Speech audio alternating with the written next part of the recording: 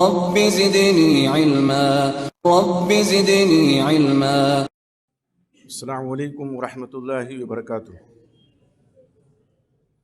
ان الحمد للہ رب العالمین والصلاة والسلام علی اشرف الانبیاء والمرسلین محمد وعلی آلہ واصحابہ اجمعین ومن تبعہم باحسان الی یوم الدین. اما بعد، اسٹیج پہ تشریف فرما بہت ہی موقر اور محترم شخصیت جناب مولانا شکیل احمد صاحب سنابلی حفظہ اللہ، وکیل جامعہ اسلامیہ سنابل، اور معہد علی بن ابی طالب کو بام عروج پر پہنچانے کے لیے ہمارے مقامی ذمہ دار ایڈوائزر برادر مکرم جناب شاہد نسیم صاحب حفظہ اللہ، اور اکثر مجلسوں میں ہمارے ساتھ رہنے والے سیاسی اور سماجی شخصیت جناب وسیم حیدر صاحب حفظہ اللہ، معہد علی بن ابی طالب کے عمید اور صدر مدرس حضرت الشیخ جناب مولانا طفیل احمد سراجی صاحب حفظہ اللہ، اس شمرستانی علم و فن کے اساتذہ کرام، بہت ہی موقر اور محترم اساتذہ کرام، عزیز طلبہ. یہ پروگرام جو 3 دن سے چل رہا ہے، دوسری نشست میں غالباً میں تھا حکم کی حیثیت سے. اس دن جو میرا تاثر تھا اور بہت ہی خوش آئند تاثر تھا، اس میں آج اضافہ ہوا ہے الحمدللہ. اور اس وقت بھی دل سے دعا نکلی تھی اس ادارے کے بانی اور مؤسس ہم سب کے محترم اور بزرگ فضیلت الشیخ جناب مولانا عبدالحمید رحمانی رحمہ اللہ رحمۃ الواسعہ کے لیے. اللہ ان کی خدمات کو شرف قبول بخشے، اور ان کے خلف صدق برادر عزیز جناب مولانا محمد رحمانی صاحب حفظہ اللہ، اللہ ان کی کاوشوں کو قبول فرمائے. یقین جانیے تاثرات جو کچھ آئے ہیں، میں ان میں کچھ اضافہ نہیں کرنے جا رہا ہوں. طلباء کی تقاریر سن کر کے مختلف زبان میں جو احساس ہوا ہے اور جو پہلا تاثر میں نے لیا ہے، انشاءاللہ یہ ہمارے عزیز طلباء جب میدان خطابت میں اتریں گے تو اسی رنگ و آہنگ کے ساتھ، بلکہ اس سے اور بڑھ کر کے اتریں گے انشاءاللہ. ایک بات میں عرض کروں، اور میں اکثر کہتا ہوں، میں نے اپنے بیٹوں سے بھی کہا جو اس میدان میں ہیں، کہ ہمیشہ جو اسلوب خطابت ہے وہ نبی اکرم محمد رسول اللہ صلی اللہ علیہ وسلم کا ہونا چاہیے. وہی ہمارے رہنما ہیں، وہی ہمارے آئیڈیل ہیں، اور وہی ہمارے لیے اسوہ ہیں. تو کسی بھی زندگی کے کسی بھی میدان میں، اور خصوصیت کے ساتھ علم کے میدان میں، ہمیں جس عظیم شخصیت کو آئیڈیل بنانا ہے وہ امام اعظم امام کائنات محمد رسول اللہ صلی اللہ علیہ وسلم کی ذات گرامی ہونی چاہیے. آپ صلی اللہ علیہ وسلم کا جو خطاب ہوتا تھا، صحیح مسلم کی روایت میں دیکھیں، حضرت جابر بن عبداللہ رضی اللہ تعالیٰ عنہ، ان کی روایت ہے کہ جب نبی اکرم محمد صلی اللہ علیہ وسلم خطاب فرماتے تھے، علی صوتہ، بلند آہنگ کے ساتھ، بہت ہی انداز آپ کا ایسا ہوتا تھا کہ جتنے سامعین ہوں وہ سب متوجہ ہو جائیں. اور اسی طرح سے آپ صلی اللہ علیہ وسلم اگر کبھی آپ کے خطاب میں کوئی ایسی بات آتی جس میں ناراضگی والی بات ہوتی، واشتد غضبہ، غضب آپ کا سخت ہو جاتا تھا. جو آخری الفاظ ہیں اس حدیث کے، اور آگے بھی ہیں، اس میں ہے کأنہ منذر جیش، گویا آپ ایک لشکر کو ڈرانے والے. آخری نہیں، درمیان کا لفظ ہے، لمبی حدیث ہے. کأنہ منذر جیش، گویا کہ آپ لشکر کو ڈرانے والے ہیں کہ صبح دم آ جائے، شام کو آ جائے لشکر. یہ خطاب کا انداز آپ کا ہوتا تھا. کو کبھی آپ ضائع نہ ہونے دیجیے گا. یہ میں عزیز طلبہ سے مخاطب ہوں. اور آپ دیکھیں گے کہ آپ کو بہت سے لوگ ایسے ملیں گے, اسلوب خطابت الگ الگ بے شک ہوتا ہے, لیکن اللہ کے نبی محمد صلی اللہ علیہ وسلم نے جو ہمیں ایک اسوہ دیا ہے, اس کو اگر ہم پیش نظر رکھیں گے تو آج جو لوگوں کا مزاج عوام کا بگڑ چکا ہے, انشاءاللہ وہ درست ہو جائے گا. ایک زمانہ تھا اخلاص کے ساتھ پروگرام ہوتے تھے, تب ان پروگراموں کا نام اجتماع ہوتا تھا, یا بہت آگے بڑھ گئے تو جلسہ کہتے تھے. اب وہ اجتماعات کانفرنس کی شکل میں ہونے لگے, بڑا بھاری بھرکم. تو پھر مزاج بھی لوگوں کا بگڑ گیا ہے. لوگ صرف کانوں کو خوش کرنے کے لیے آتے کہ ہمارے کان خوش ہو جائیں سن کر کے, اور اس طرح سے وہ مجلسوں کی رونق بنتے ہیں. لگتا ہے کہ میلے میں پہنچے ہوئے ہیں, ایک میلے کا سما ہوتا ہے. سامعین میں اکثریت وہ ہوتی ہے جو میلہ سمجھ کر کے کانفرنسوں میں جلسوں میں جاتی ہے. ہوش گوش لے کر کے کوئی نہیں جاتا, بہت کم ایسے لوگ ہیں. اور پھر بعض لوگوں نے مزاج بنا لیا ہے کہ فلاں صاحب آئیں گے تب جائیں گے سننے, نہیں آئیں گے تو نہیں جائیں گے سننے. یہ کیا ہے؟ کیا ذمہ دار اس کے وہ خطبہ اور مقرر نہیں ہے جنہوں نے مزاج بگاڑ رکھا ہے؟ بے شک وہ بھی ہیں, لیکن عوام بھی کم ذمہ دار نہیں ہے. آپ کی ذمہ داری ہے, آپ جب میدان خطابت میں اتریں, یہاں سے جامعہ اسلامیہ سنابل جائیں اور وہاں سے سند فراغت لیں, تو کبھی آپ یہ نہ سمجھیں کہ آپ فارغ ہو گئے ہیں. یہ فارغ ہونا جو ہے یہ بڑا خطرناک لفظ ہے. فارغ مطلب خالی ہو گیا, کچھ نہیں ہے. نہیں, ابھی تو آپ کے سر پہ ذمہ داری آئی ہے, آپ فارغ نہیں ہوئے ہیں. جب آپ فارغ نہیں ہیں, خالی نہیں ہیں, ذمہ دار شخصیت ہے, آپ بن کر کے نکلے ہیں. اساتذہ ہمارے یہاں جو اساتذہ نے محنت کی ہے, یقیناً وہ قابل مبارکباد ہیں. میں مثال نہیں دیتا اداروں کی, لیکن اتنا ضرور کہنا چاہتا ہوں کہ کاش ایسے اساتذہ تمام اداروں کو ملے. اس لیے کہ آپ کے پیچھے انہی اساتذہ کرام کا ہاتھ ہے. ہمارے اساتذہ نے جو ہماری تربیت کی, اخلاقی تربیت بھی, علمی تربیت بھی, وہی آج کام آ رہی ہے. آپ کے اساتذہ جو محنت کر رہے ہیں, کل اس کا پھل ان کو انشاءاللہ ملے گا. یہ جو ہم اس مجلس میں بیٹھے ہیں, اپنے اساتذہ کے لیے ہم سب صدقے جاریہ ہیں. یہ ادارہ رحمان رحم اللہ کے لیے صدقے جاریہ ہیں. ہمارے شاہد بھائی بیٹھے ہوئے ہیں, اور بھی جو ذمہ داران ہیں یا جتنے بھی تعاون کرنے والے لوگ ہیں ادارے کو, سب کے لیے صدقے جاریہ ہے. اور آپ اور ہم اپنے اساتذہ کے لیے صدقے جاریہ ہیں. اور یہ ایسا صدقے جاریہ ہے کہ جس کا سلسلہ قیامت کی صبح تک چلتا رہے گا, ختم نہیں ہو سکتا ہے انشاءاللہ. ایک بات میں عرض کروں, خطابت کے میدان میں جب آئیں تو مطالعہ آپ کا بڑا وسیع ہونا چاہیے. ابھی تمثیلی مشاعرے کا حوالہ دیا گیا. یقیناً یہ تمثیلی مشاعرہ بڑا کامیاب تھا, اس میں کوئی دو رائے نہیں ہے. اور جس بچے نے ابھی نقل اتاری ہے, کن کی, وہ اشعر صاحب کو ہی ہیں, اقبال اشعر صاحب, بہت اچھا لگا. لیکن یہ شاعری کی حد تک رکھیے اس کو. آپ جب خطابت کے میدان میں آئیں تو اللہ کے واسطے کسی کی نقالی نہ کیجیے گا, ورنہ یہ جو آپ کا ضمیر ہے نا, یہ اندر سے بجھا بجھا محسوس کرے گا اپنے آپ کو. عوام کو آپ خوش کر لے جائیں گے, ان کے کانوں کو آپ کی خطابت ضرور بھلی لگے گی, لیکن یقین جانیے اپنے آپ کو مار کر کے کسی کو خوش کرنا یہ اچھی بات نہیں ہے, خوش آئند نہیں ہے. ہر آدمی کا آہنگ الگ ہوتا ہے, رنگ الگ ہوتا ہے. تو اپنے انداز میں خطابت آپ کیجئے نا, کیوں نقالی آپ کریں کسی کی. کبھی بھی ایک لمحے کے 1000 میں حصے میں نہ سوچئے گا کہ ہمیں فلاں کی نقالی کرنی ہے, اس لیے کہ فلاں صاحب جب بولتے ہیں تو ایک بھیڑ اکٹھا ہو جاتی ہے. وَقَلِيلٌ مِّنْ عِبَادِيَ الشَّكُورُ, اللہ نے فرمایا. فالوور آپ کو کم ملیں گے, اس کی فکر کبھی نہ کیجئے گا.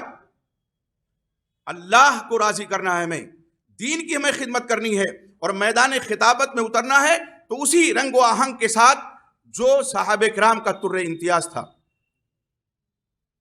میں کسی پر تبصرہ نہیں کرتا اور نہ اس کو درست سمجھتا ہوں, لیکن جہاں تک میں آپ کو پہنچانا چاہتا ہوں شاید آپ پہنچ گئے ہوں گے، اور شاید یقیناً آپ پہنچ گئے ہوں گے۔ ہمارے بیٹے ہیں مولانا فرید الدین فیضی، ابتدا میں انہوں نے کسی کا رنگ اپنایا، میں نے بہت سختی سے ان کو منع کیا، ہم نے کہا نہیں، جو تمہارا اپنا اسلوب ہے اس کو تم پیش کرو، اور الحمدللہ اچھے خطیب ہیں آج۔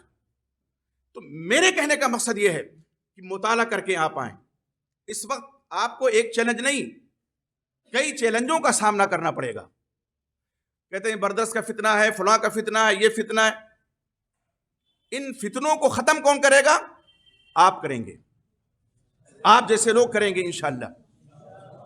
لوگ کیا ہیں؟ مطالعہ کرتے نہیں، عربی ادب سے واقف نہیں ہوتے، اردو زبان بھی اتنی نہیں آتی جتنی آنی چاہیے، کتابوں سے وہ علم لیتے ہیں، اور کتابوں سے علم لینے والا عالم نہیں ہوتا ہے، معاف کیجیے گا۔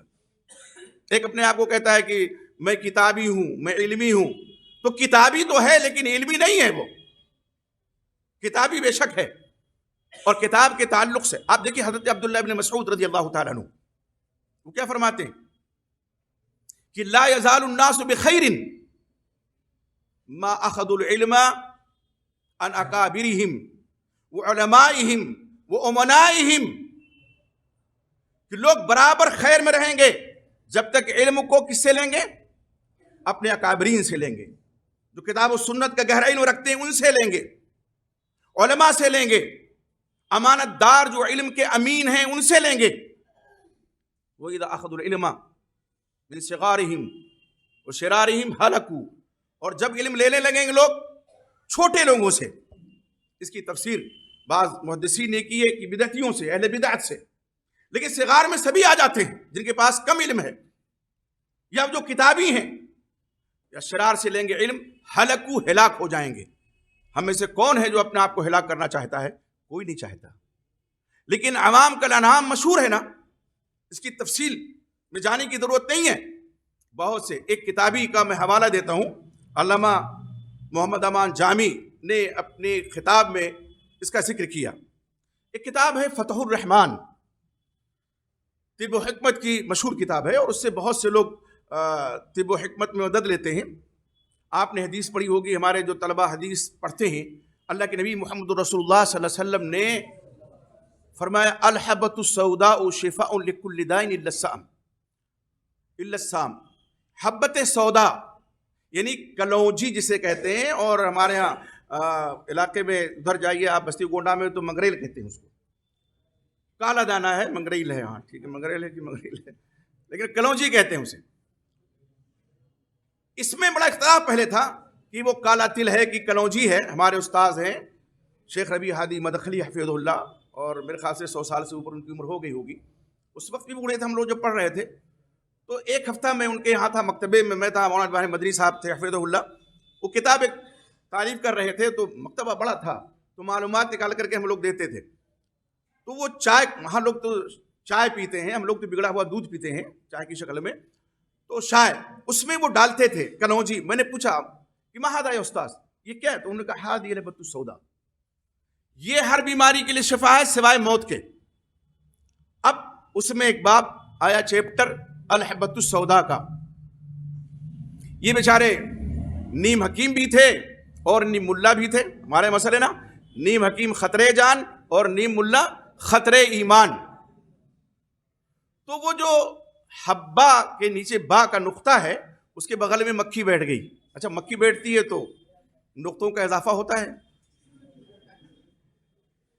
تو وہ حبہ کیا ہو گیا؟ حیہ ہو گیا، اور تو سودا بھی لگا ہوا ہے۔ اب وہ نیم حکیم بھی تھے۔ اچھا اس وقت منہاج عربی وغیرہ تو کتابیں نہیں چلتی تھی، لیکن کچھ سود بود عربی کی تھی ان کو، تو انہیں سے اچھا ابھی تک میں غافل تھا، یہ کالا صاحب ہر بیماری کے لیے شفا ہے، الحیۃ السودا، کالا صاحب ہر بیماری کے لیے شفا۔ ان کو ایک نبوی، نعوذ باللہ کہیے، استغفر اللہ، نبی ان کے مزاج نہیں، نبوی نسخہ مل گیا۔ اب جو مریض آئے گا اس کو یہی دوا تجویز کریں گے۔ وہ شامت کا مارا ایک مریض آیا، تو اس کے تیمارداروں سے کہا دیکھو ایسا ہے، کالا صاحب تلاش کرو، شرط ہے کالا ہونا چاہیے، اور اس کو کاٹو، اس کو کھلاؤ، ٹھیک ہو جائے گا۔ اب کاٹا، کھلایا، پہنچ گیا اوپر، تو ایسے لوگ آج بھی ہیں، جی جی آج بھی ہیں. عربی عبارت قاعدے سے نہیں پڑھ سکتے بلکہ اردو قاعدے سے نہیں پڑھ سکتے ہیں. اردو کی چند کتابیں پڑھیں، اور اب تو ہندی میں بھی دینی کتابیں آ چکی ہیں الحمدللہ، تو ہندی بھی پڑھے ہوئے ہیں، تو بس وہ فتویٰ بازی شروع کر دیتے ہیں. اور بڑے بڑے علماء کو، ایک صاحب ہیں پڑوسی ملک کے، بتانے کی ضرورت نہیں ہے، میں آپ کو بتاؤں، کبھی آپ فروعی مسائل میں اپنے آپ کو نہ الجھائیے گا اللہ کے واسطے. یہ جو فروعی مسائل ہیں نا، ان میں آپ اپنے آپ کو الجھائیں گے، انرجی آپ کی ضائع ہوگی، بس اور کچھ نہیں ہوگا، آپ دفاعی کرتے رہ جائیں گے. بنیادی چیز عقیدہ ہے، عقیدے پہ فوکس کیجئے، عقیدے پر اپنا سب کچھ مرکوز رکھیے. تو اب وہ کیا کہ آمین جہری اہل حدیث کرتے ہیں، سنت سے ثابت ہے. رفع الیدین اہل حدیث کرتے ہیں، سنت سے ثابت ہے. اور سینے سے ہاتھ باندھتے ہیں اہل حدیث، سینے سے ثابت ہے. اب اہل حدیث نوجوان گرویدہ ہو گئے، ایک دم سو جان سے قربان، کہ لگتا ہے یہ اہل حدیث ہے، جبکہ قطعاً وہ اہل حدیث نہیں ہے. ہاں غیر مقلد ہو سکتا ہے. ایک نسخہ اور دیتا ہوں آپ کو میں، غیر مقلد اور اہل حدیث میں بنیادی فرق ہے، اس کو محسوس کیجئے گا. اور کبھی اپنے آپ کو غیر مقلد نہ کہیے گا. الحمدللہ ہم اپنے آپ کو اہل الحدیث کہیں، اہل السنہ کہیں، کچھ بھی کہیں، لیکن غیر مقلد کبھی نہ کہیے گا. یہ گالی ہے، دوسروں کا دیا ہوا یہ وہ ہے لقب جو ہمیں دے رکھا ہے، تو وہ غیر مقلد ہے، اہل حدیث قطعاً نہیں. اب جب آگے فالوور بڑھ گئے، لاکھوں میں اب تو ہیں صاحب، تو دھیرے دھیرے ہوتا ہے نا کہ دھیرے دھیرے قلعی کھلتی ہے. تو کہا بھی اہل حدیث کی جو عوام ہے وہ بڑی اچھی ہے سنت، لیکن ان کے علماء بڑے خراب ہیں. کیوں خراب کہہ دیا؟ تاکہ علماء سے دور ہو جائیں لوگ، پھر شکار آسان ہو جائے گا. اور یقین جانیے جو علماء سے دور ہوا ہے وہی گمراہی کا شکار ہوا ہے. آدمی سوچتا ہے کہ اب تو ہم سنت پہ آ گئے ہیں اور یہ کر رہے ہیں وہ کر رہے ہیں، تو اب ہمیں کسی سے پوچھنے کی ضرورت نہیں. کہتے ہیں جب امام حنیفہ رحمۃ اللہ علیہ کی تقلید نہیں کرتے تو آج کے علماء کیا ہیں؟ وہ خود مجتہد بن جاتے ہیں. یہی دراصل غیر مقلدے تھے جو خطرناک ہے. آپ کو قطعاً نہ بننا ہے نہ کسی کو بننے دینا ہے. ٹھیک ہے، دل میں بہت باتیں ہیں، کبھی سن لیجئے گا انشاءاللہ تفصیل سے کہ کس طرح سے لوگ شکار کرتے ہیں عوام کا. اور سب سے آسان شکار کون ان کو ملتا ہے؟ اہل الحدیث. جی جی وہ نئے نئے نکلتے ہیں، بس یہ چھاپ ڈال دیتے ہیں، کہتے ہیں بھئی اب تم تو خود کتاب پڑھو، یہ علماء کے میں کیا رکھا ہے، کچھ نہیں، کتاب پڑھو. وہ کتاب پڑھ کر کے لوگ گمراہ ہو رہے ہیں. حقیقت ہے شاید بھائی، کتنے گمراہوں کو میں نے دیکھا ہے جو گمراہ ہوئے، آئے راہ حق پہ، پھر انہوں نے علماء سے اپنا رابطہ ختم کر دیا اور خود مفتی بن گئے، فتویٰ دے رہے ہیں. جی جی فتویٰ دے رہے ہیں، یوٹیوب پہ فتویٰ دے رہے ہیں، واٹس ایپ پہ فتویٰ دے رہے ہیں. اور یہ بہت خطرناک ہے معاملہ. ایک عالم بیٹھے ہوئے ہیں اور دو چار غیر مقلد بیٹھے ہوئے ہیں. بہت صراحت کے ساتھ میں کہہ رہا ہوں، ایک آدمی آتا ہے کچھ مسئلہ معلوم کرتا ہے، عالم صاحب کا لب تو بعد میں ہلے گا، جن کے پاس گہرا علم ہے وہ پہلے بول پڑ گئے کہ ہاں یہ اس میں یہ دیکھ لو، اور اس میں یہ کر لو، اور اس میں وہ کر لو. ہو گیا. یہ حال ہے میرے بھائی. آپ ذمہ دار ہیں، ہم ذمہ دار ہیں، تو ہم لوگوں کا تو اب وقت گزارا چاہتا ہے، لیکن الحمدللہ آپ لوگ شباب ہیں. اللہ کرے اس چمرستان علم و فن سے آپ خوشہ چینی کریں کتاب و سنت کی، اور جب میدان عمل میں اتریں تو اپنے آہنگ کے ساتھ اتریں، اپنی انفرادیت کے ساتھ اتریں. کسی کے دستے نگر کبھی نہ بنیں اور کسی کی نقالی کبھی نہ کریں. بس یہ چند باتیں تھیں ارتجالاً جو میں نے کہہ دی ہیں. اللہ سے دعا ہے کہ اللہ تعالیٰ اس ادارے کو تا قیام قیامت قائم اور دائم رکھے، اور جتنے ادارے اس پردے گیتی پہ ہیں اللہ تعالیٰ ان تمام دینی اداروں کی حفاظت فرمائے، ہم سب کا محافظ ہو. اللہ کرے کہ آپ لوگوں میں سے بہت اچھے خطیب بن کر کے لوگ نکلیں. اور ایک بات میں کہوں جو آپ نے بھی کہا اور ہمارے بھائی کسی نے کہا، جن کا نمبر نہیں آیا ہے انشاءاللہ وہی اول نمبر کبھی ہو سکتا آ جائے ان کا. ٹھیک ہے، ہاں بالکل بالکل بالکل. بعض دفعہ ایسا ہوتا ہے کسی کا نمبر آتا ہے تو پھر وہ زام میں اچھا ہم چنی دیگرے نیست، وہ پیچھے ہو جاتے ہیں، اور جو پیچھے رہتے ہیں وہ پھر آگے بڑھ جاتے ہیں. اس لیے کبھی آپ مایوس نہ ہوں. نمبر تو ایک پرتکریا جسے کہتے ہیں نا وہ ہے. اللہ سے دعا ہے کہ اللہ تعالیٰ اس چمن کو ہمیشہ شاد و آباد رکھے، ہماری سب کی حفاظت فرمائے. اور یہ وطن عزیز جو ہمارا ہے اس سے ہمیں فطری محبت ہے. اس وطن عزیز میں اللہ تعالیٰ ہمیں محفوظ فرمائے، ہماری جان ہمارے مال کی حفاظت فرمائے، ہماری عزت و آبرو کی حفاظت فرمائے. اور تمام مدارس، تمام مساجد اور تمام مذاہب کے لوگ مل کر کے آپس میں رہیں. اللہ سے یہ دعا ہے. آمین. السلام علیکم.